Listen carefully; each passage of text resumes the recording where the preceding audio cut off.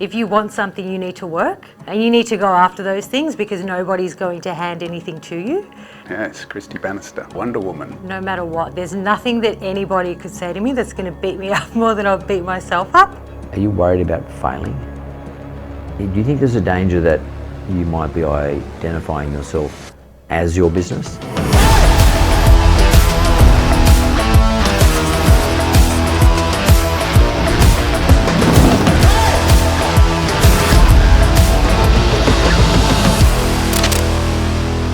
I've been in business a long time. I've seen businesses grow big, go broke, and go everywhere in between. Survive and Thrive is all about telling the stories of entrepreneurs behind these businesses. It's about showing that no matter your size or your stripe, every single business owner around this country gets put through the ringer at some stage. They're tough, they're tenacious, and they're the backbone of our communities, of our economy, and importantly, our way of life. Every single entrepreneur knows how lonely it gets out there. You're always second guessing yourself, asking yourself, who am I to be here doing all of this? But this isn't a story about any average entrepreneur. It's a story about what I'm going to call an outlier. So my name is Kristy Bannister. I'm the co-founder of Dr. Dough Donuts. And we are an online gifting company. We gift in the form of donuts and we send out hundreds of gifts across Sydney and Melbourne every single day. Grew up in the western suburbs of Melbourne with my mum and my three sisters. And I think that, from growing up in that area and not having much, I guess, in terms of financial support in the family, you sort of learn really early that if you want something, you need to work and you need to go after those things because nobody's going to hand anything to you.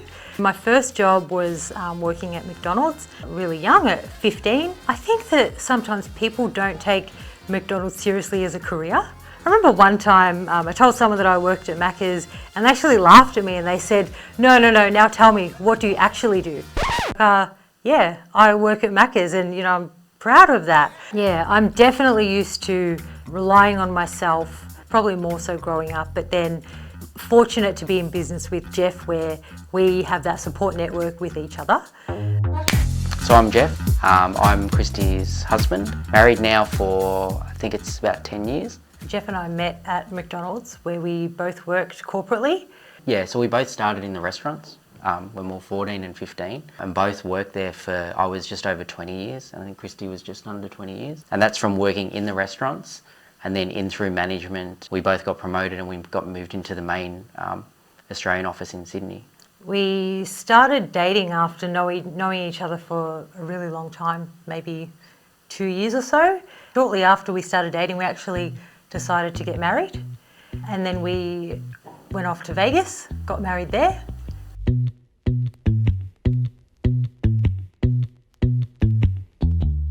But my earliest memories of donuts was heading to the Vic markets with my mum, and there used to be, I think it's still there, the hot jam donut truck that's out the front. So we'd probably go there once a week, grab those jam donuts, and it was always something that me and my mum did together, and then we'd sit down and enjoy them, and they were great. Whether you are aged 1 or 100, donuts can be enjoyed by everybody, and who doesn't love one? So then when we did start our business, which initially was the cafe, we knew that we wanted to sell donuts. And rather than, I guess, bring someone else's donuts in, we just thought, can we create our own? Without a doubt, McDonald's probably is the gold standard when it comes to a business run by its systems and its structures.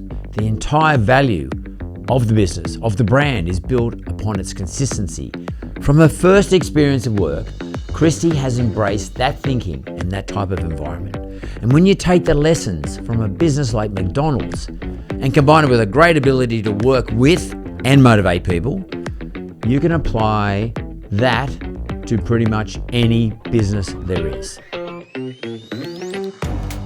I'm Mark Davidson, I'm the founder and I guess the architect of WorkInc, which is a co-working facility at Lavender Bay in Sydney. Someone recommended Kristy had a bit of time on her hands, had a bit of a background in management. So she came to join us for 2 months on a 2-month contract and stayed for 5 years.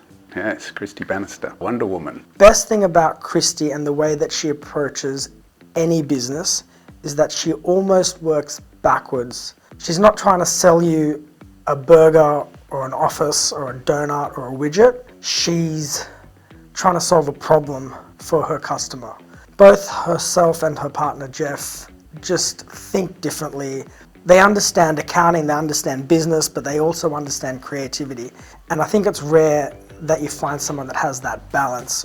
And I've employed a lot of people in my time, probably hundreds of them actually, but no, I've never found a person quite like her. I would not have any other person in the world be by my side as my wife or as my business partner. She had opened the first McCafe, and when she'd left, she just opened her 794th McCafe. She walked through that entire business from start to finish. And then she thought, well, I can do this myself. Now, I don't want to make anyone feel bad, but Kristy is the model entrepreneur. Her understanding of systems and structure, her management style, her work ethic, they all contribute.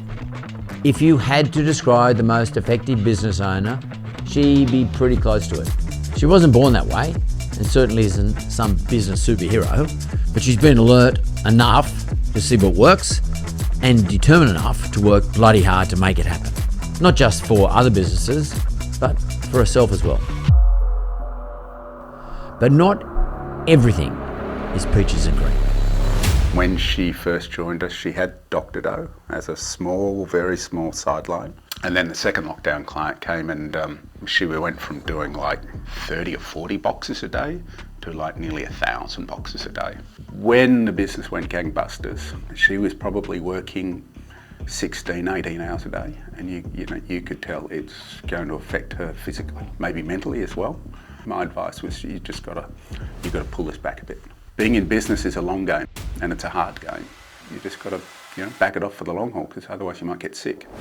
The hard truth I've learned over time is that there's no perfect entrepreneur. Everyone has their faults. And for Kristy, I think her biggest flaw might be a product of her greatest strengths. Kristy's mum raised 4 daughters by herself. Our mothers worked extremely hard for both of us. Look, to be honest, I don't think she knows where a holiday is. She's been in Sydney, was at this point in time, for probably 4 or 5 years and had never been to the beach. Didn't know where the beach was. So she'd never had a weekend off. She does this for the pride of ownership and to say, this is mine, I built it, and look how proud I am. I just take great pride in making sure that we are providing great service to the customers. So, I'll always be involved as long as my name's on the door. The second you step away and you say, I'm just going to let someone else manage this or run it for me, is the day that you sort of lose touch of the business. Kristy is blind to the dangers she's generating for the business. For all the hard work she's put in, for all the admirable qualities she and Geoff have that have taken their business so far, she simply can't see that she might be putting them all at risk. It's a dangerous thing for a business when the owner can't separate themselves from those things they should be observing. Kristy needs to understand that not everything that's working for her now will work for her tomorrow. Hello, Kristy. Hello. How are you? I'm good. How are you? Pleased to meet you. Likewise. I hear you're an early riser. What time did you get up this morning? This morning was a 1 a.m. start. Yeah, is that normal? Yes. How many times a week would you start at that time of day? How many years? A long time. 5 years, yeah. 10 years? 7 years. 7 years, okay. Why do you do that? Mark, for as long as we have customers there, I will be there. I think we're in a fortunate position where we do have the demand. We've created that customer base. We have, customers coming to us. So for as long as we have that, I'll be there. And I would much rather be waking up at 1 a.m. than waking up at 7 a.m. because we don't have the customers there. To me, it's a privilege to be waking up that early. More than anything, I've been doing it for so long now. And what else would I do? You've got 30 staff, quite a big administration group. Sounds like you've really got it slick and streamlined, and particularly given your experience at McDonald's, which are the kings of this sort of stuff, and you've incorporated that in your business. You've been at it for 7 years. It'd be different if you just kicked it off. It'd be different if it was a year old, 2 years old. But you're doing it 7 days a week. I mean, it seems to me that, are you worried about failing? So I'm an incredibly proud person. Proud of what I've built. Do you think there's a danger that you might be identifying yourself as your business? Yeah, probably, and I think that other people that know me best would probably describe me that way. You know, nothing is handed to you. For me, it's always been that if you want something, you have to work and you have to go out and get it. Who taught you that? You know what? Mum always made it seem like we had everything that we needed. And growing up, you know, I look back and I think, yeah, we didn't have a lot, but Mum never made it seem like we didn't have everything that we needed. Is there an element, though, that you don't want to end up like Mum? I'm trying to work out, if you do step away, you won't let the customers down, will you? No. Can you trust your systems? Yeah, absolutely. So I don't understand that part. So the logic doesn't apply. So why is it you still have to be there? Many years ago, I was involved in a business that was sold to my competitor, and I didn't want to let anyone down. So I worked tirelessly to do a handover, and it takes months. It was a big business. It takes months and months and months. But I did it because I didn't want my reputation to be tarnished. I worked so hard. 2 o'clock in the morning, I woke up coughing up blood, and then I started to asphyxiate. I started to suffocate. I collapsed, and the next thing I remember is waking up at St Vincent's Public Hospital in the emergency ward. The prescription for me was don't talk for 3 months and relax. Yep. Which meant I could not do any more work. So the very thing that I was trying to protect myself against came back to bite me. And the thing is, I defined myself, I defined who Mark Boris was by what I consider to be my business reputation, which was a wrong reason to do something. When you're in the game, right there in it, there's a danger that you miss the forest for the trees. When you step back and step out of it, you can see the bigger picture. You can see the threats, the opportunities. I'm lucky to say that I knew Jack Gibson, the super coach. He's considered one of, if not the greatest rugby league coach of all time. He'd always harp on about defence. Defence wins games, he'd say. It probably won't be like I had it, but someday, somehow, a risk to your business will be realised. That's a fact for any entrepreneur. The question then is, how are you going to prepare for that? My concern is that Kristy is so deep in the game, she can't see beyond the next attacking play. She can't see the risks she's generating for the business by being so immersed inside it.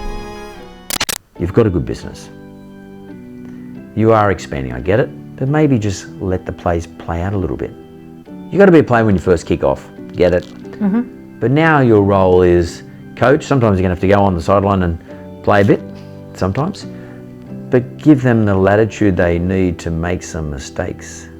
So just be conscious of not overplaying your hand.